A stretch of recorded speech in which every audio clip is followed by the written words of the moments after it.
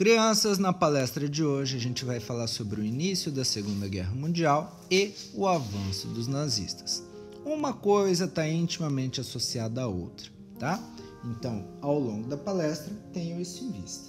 E moços e moças, a Segunda Guerra Mundial talvez seja uma das temáticas da história que mais chama a atenção das pessoas, porque foi ao longo desse combate, o mais mortal já que se tem notícia da história da humanidade, nele pode-se identificar o melhor e o pior do ser humano. Assim sendo, talvez seja por isso que o evento histórico em questão chame tanto a atenção das pessoas. Beleza? Então, vamos começar. Caminho para a guerra. No pano de fundo, uma fotografia de Hitler e Mussolini caminhando lado a lado, pois foi assim que as nações comandadas por esses senhores também o fizeram ao longo da guerra, tá? Alemanha e Itália unidas compuseram o Eixo, um grupo, um pacto militar que fez com que esses dois países mantivessem-se unidos ao longo da Segunda Guerra Mundial, tá? Que no fim das contas a Itália acabou dando no pé, mas enfim, uma coisa de cada vez pra gente não colocar o carro na frente dos bois. Moços e moças, o que eu preciso que vocês saibam para que a gente dê continuidade à palestrinha de hoje? Primeira coisa, o Partido Nazista ganhou a Alemanha e ao longo da década de 30 a Alemanha nazista cresceu, a ponto de Hitler, em determinado momento, se ver em condição favorável o suficiente para romper com proibições que foram impostas no Tratado de Versalhes. Professor, o que foi o Tratado de Versalhes que eu já não me lembro? Crianças, calma, não chora, não faz chorinho. Quem tem dúvida, quem se esqueceu, quem quer refrescar a memória, volta lá, porque a gente já falou sobre a Primeira Guerra Mundial em outras palestras. Acesse os vídeos, lá a gente discutiu sobre isso tudo. E eu vou falar rapidamente o que significou o Tratado de Versalhes de forma a gente não misturar as duas guerras, tá? O que eu preciso que vocês saibam? O que eu preciso que vocês saibam é o seguinte, eu dei risada aqui, mas é uma piada interna, vocês nunca vão saber o porquê eu acabei de rir. Ai, eu paro! Minha noiva tá me agredindo aqui. Criancinhas, o que eu preciso que vocês saibam é o seguinte, o Tratado de Versalhes. A Primeira Guerra Mundial, pessoal, teve vencedores e perdedores. Dentre os derrotados encontrava-se o então Império Alemão, que, de forma a não movimentar-se, de forma a dar início a uma nova guerra, sofreu uma série de sanções e imposições por parte dos países vencedores, como a Inglaterra, a França, enfim. O que essas nações vencedoras impuseram à Alemanha? Uma série de restrições. Podem ser entendidas até como castrações. Em que sentido, professor? No seguinte, o número de soldados que vai compor o seu exército a partir de hoje fica reduzido a tantos homens. O número de submarinos e aparatos militares fica reduzido a tanto. A sua indústria não pode investir em aparatos bélicos, ou seja, armas. Enfim, galera, a gente pode fazer uma lista gigantesca aqui. O que eu quero que vocês saibam é, resumindo, o Império Alemão perdeu a Primeira Guerra Mundial.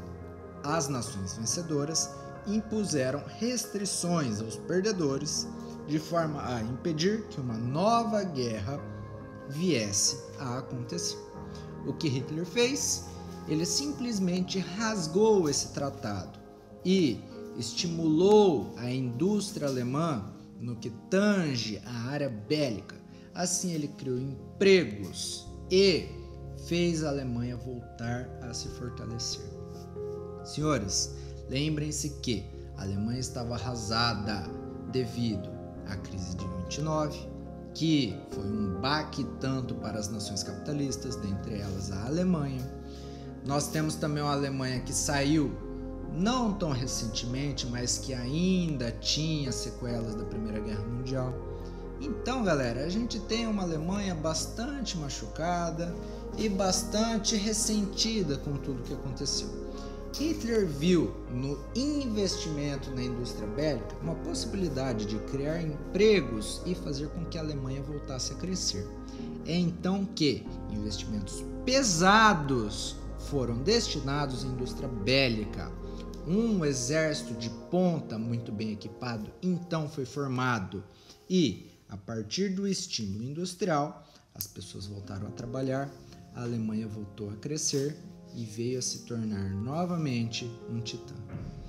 Crianças e crianços, diante de uma Alemanha forte e agora novamente perigosa, nada poderia impedir Hitler de expandir a sua influência.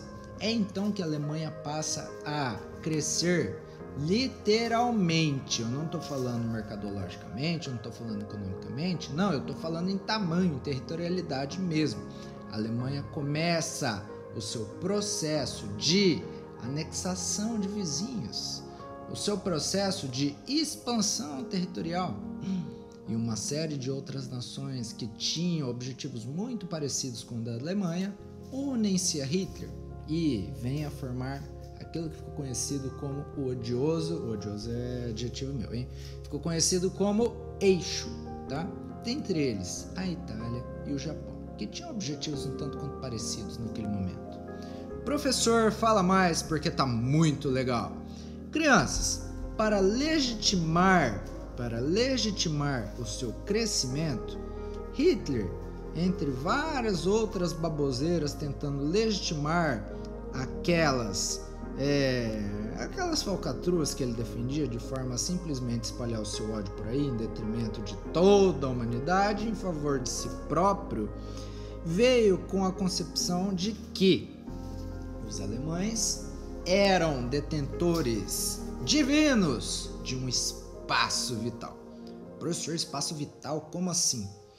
Vendo-se na posição de aquele que lideraria a melhor das nações rumo ao progresso infinito, a Alemanha necessitava de um espaço que viria a atender a demanda da sua raça superior. Professor, como assim? Explique melhor que ainda não está claro. Vou explicar. Hitler partiu do pressuposto, pessoal, de que a Alemanha, sendo uma nação extremamente poderosa e digna de dominar todas as outras, tinha o direito de ter o mundo inteiro para si. É como se a Alemanha simplesmente tivesse o direito de ter toda a territorialidade do mundo. Por quê? Porque eles são tão bons, nossa, que a gente precisa de muito bom grado servir de cordeirinho para eles e dar a nossa nação para eles. Professor, mas o cara é megalomaníaco, um narcisismo tremendo isso? Desde quando alguém é melhor do que alguém? Todos somos iguais? Como que ele parte do pressuposto de que ele e os seus são melhores que o resto do mundo e simplesmente pode sair por aí tomando nações, tomando territorialidade? E a gente tem que ser cordeirinho e ser servos dele? Como assim? Era mais ou menos essa a percepção de Hitler, pessoal.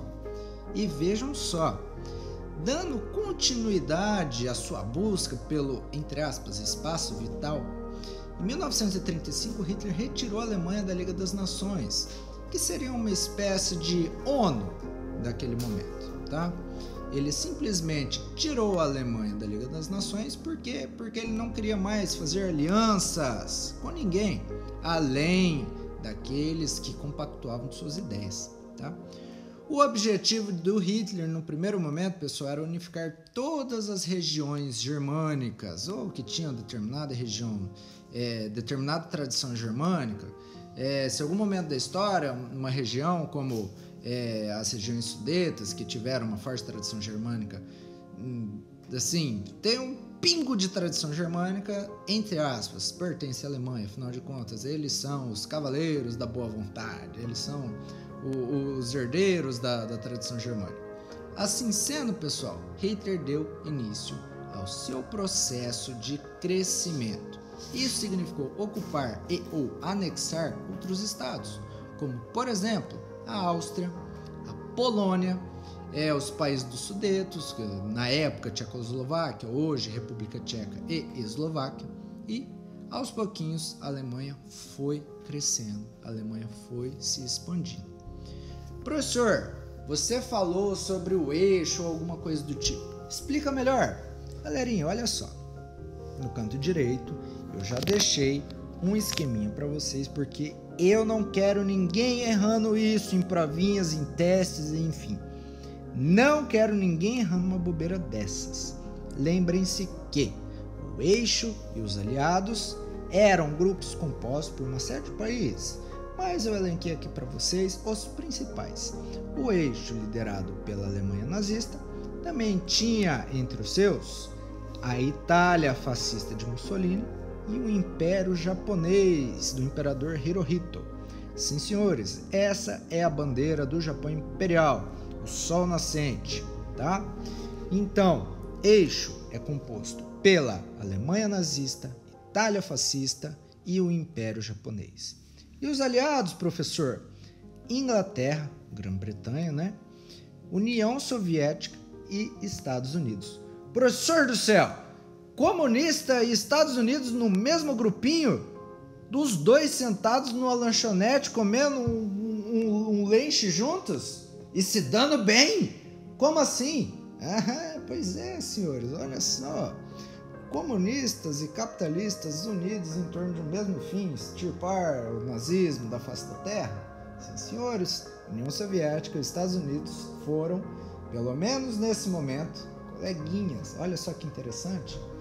Professor, e a França?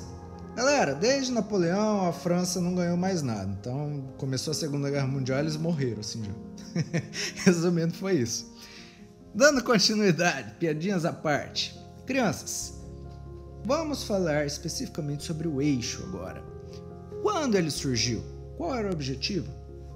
Pessoal, o eixo Roma-Berlim, capital respectivamente da Itália e da Alemanha, como vocês bem sabem, foi firmado em 1936. O objetivo dessa aliança, pessoal, era estabelecer um pacto militar de combate ao comunismo, tá? O que Hitler e Mussolini tinham em comum eram as suas aversões à ideologia comunista. Dentro desse espectro, eles aproximaram-se e uniram-se, tá? Principalmente porque o comunismo, representado na gigante União Soviética, que era bastante perto da Alemanha e da Itália, por sinal, representava um risco para esses dois países. Afinal de contas, a União Soviética também era expansionista. Vai que eles resolvem crescer para o nosso lado, tá? Hitler e Mussolini unem-se de forma a precaver-se contra uma possível invasão soviética. Vai que, tá? Crianças, poucos anos depois, o Japão passou a integrar também o eixo, porque compactuava de uma série de ideias presentes dentro daquele grupinho do eixo. O Japão também tinha o objetivo de crescer, principalmente para o lado da China. Assim sendo, por que não se coligar a nações que compactavam das mesmas ideias? Moços e moças, enquanto o eixo fazia frente à União Soviética, capitalistas como a França e a Grã-Bretanha não moveram muitas palhas, porque os caras estão lá tretando com os comunistas. A gente, como capitalista, não tá nem aí. É até legal que o comunista se dê mal com eles ali. Nesse sentido, eu vou ficar bem de boa na minha. Você acha que eu vou entrar em conflito? Vocês acham que eu vou tretar com Hitler, com Mussolini, que são líderes de nações poderosas, porque os caras não estão se bicando com comunista, que são meus inimigos naturais? É que tô aqui em casa bem de boa, tô nem aí, pode brigar, eles que se matem, eu tô na minha. Só que, galera, essa eu tô na minha, eu não tô nem aí, essa neutralidade veio acabar logo logo. Por quê? Porque o pepino sobrou também para eles. Professor, como assim? Que haveu, como diria minha avó?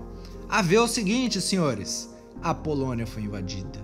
Ai, não, professor, coitada da Polônia, o que aconteceu com ela? Vou contar, mas eu só vou contar no próximo bloco. Te espero lá.